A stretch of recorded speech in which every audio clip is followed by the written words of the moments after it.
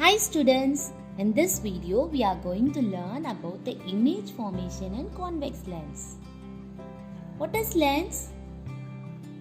A lens is an optically transparent medium bounded by two spherical refracting surfaces or one plane and one spherical surface. Lens is basically classified into two types. They are convex lens and concave lens. Convex lens is called converging lens because a beam of light is passing through it and it is converged to a point. Let us learn some simple ways to draw the ray diagram for refraction through a convex lens. For that, first we draw and mark the key points for the ray diagram.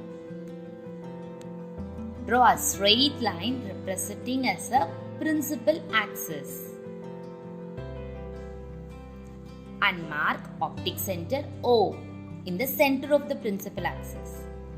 Using the ruler, mark 2 points in equal distance and denote as F2, that is 2 cm from optic center, and 2F2, that is 4 cm from optic center.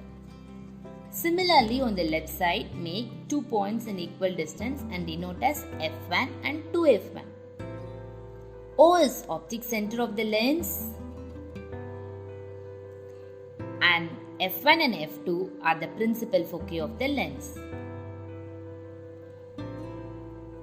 Before drawing the ray diagram, we should know the rules to follow while drawing the diagram, properties of the image, and also the position of the objects. There are 3 rules to draw the ray diagram. Rule 1. When a light ray passes through the optic center, it continues to follow its path without any deviation. Rule 2. When a light rays are parallel to the principal axis, the refracted rays are converged to the principal foci. Rule 3. When a light ray passes through the principal focus, the refracted rays will be parallel to the principal axis. Remember students, when you draw a ray diagram, you should draw 2 rays from a point on the object, and also you have to follow any 2 rules to draw the diagram. Let us see some properties of the images. Image may be real and inverted. For example, image formed in a pinhole camera.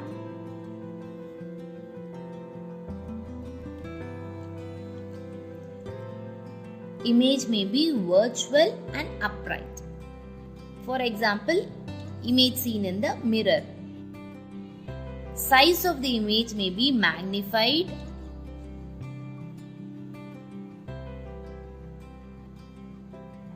or actual in size or diminished in size. Now let's see the position of the objects. Beyond 2F1, at 2F1,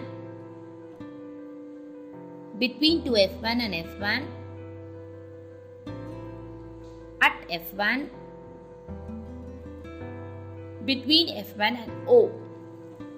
Let us see how to draw the ray diagram in different cases. Case 1. Object is placed at beyond 2F1. Following the rules, we have to draw 2 rays. Draw the first ray using rule 2.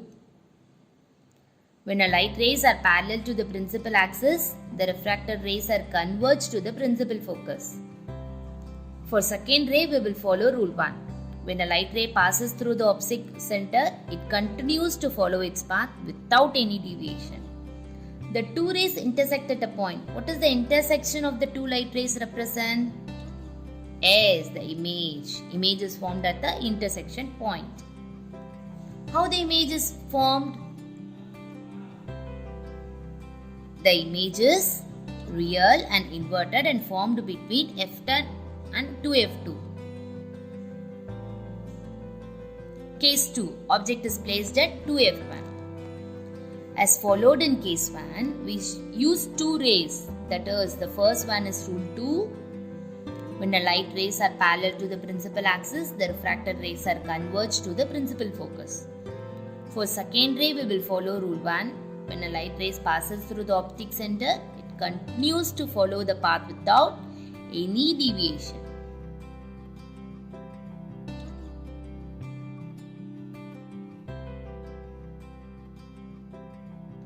Image is formed at 2f2.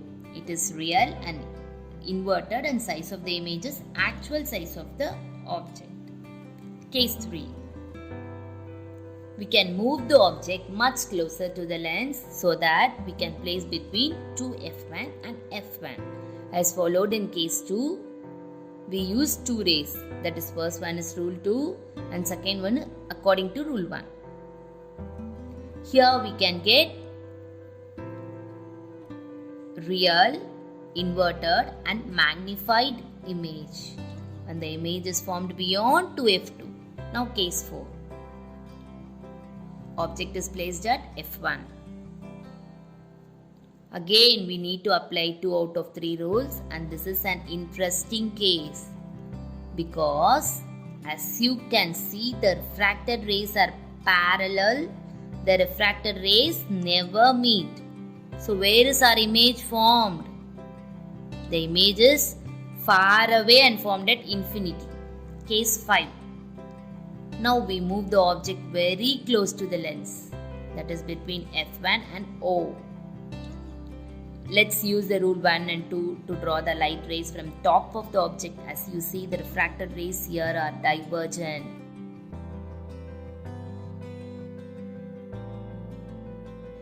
We need to produce them backwards to obtain our image.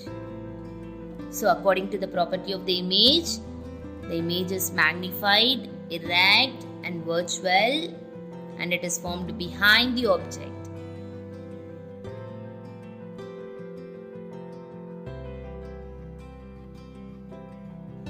By using this property, we use the convex lens and magnifying lens. The other uses of convex lens are we are using in camera lens, projector, microscope and telescope. Now students, tell which lens is used as a magnifying lens, where the image will be formed when we place the object at C, which lens is used to correct the defect of vision hypermetropia,